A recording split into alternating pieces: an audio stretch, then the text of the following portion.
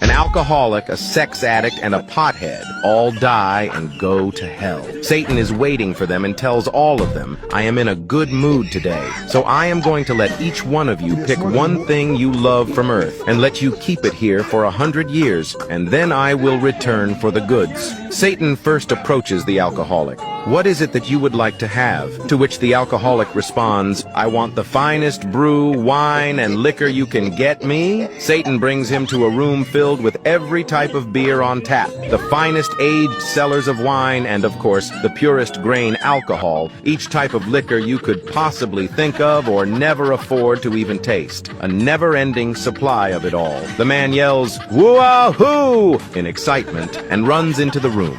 Satan laughs, shuts the door, and locks it. Satan then approaches the sex addict and asks, what is it that you would like to have? To which the sex addict responds, women. I want lots of beautiful women, one for each day of the year. Satan brings him to a room filled with only the most gorgeous women imaginable. Some with huge chests, some with small, some with big behinds, and some with small, some tall with never-ending legs, and some short. All of the women are hot, naked, and very horny. The sex addict immediately gets into action and runs into the room. Satan laughs, shuts the door, and locks it. Satan finally approaches the pothead and asks, what is it that you would like to have? To which the pothead responds, well, that's easy. I want the best weed you got. Satan brings him to a room which is filled with the tallest, thickest, stinkiest, most dank plants growing on for acres. The sweet smell from the purest plants fills this enormous room. There were crystals growing on some buds, which grew 15 feet high, just begging to be harvested.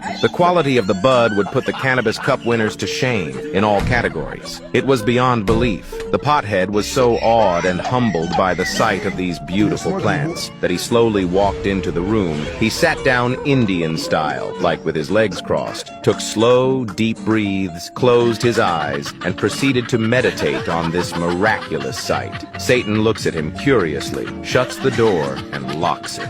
100 years pass. Satan returns to the first room, remembering the alcoholic, unlocks and opens the door. There is broken wine and liquor glass bottles shattered everywhere. The room smells like rotting animal flesh and piss. The alcoholic comes running at the door, naked, covered in his own vomit and shit, screaming, help! I don't want any more! Let me out of here! Satan laughs, shuts the door, and locks it. Satan then returns to the second room, remembering the sex addict, unlocks and opens the door. There are thousands of kids running around the room, and babies crying madly, making so much noise no one could hear their own scream.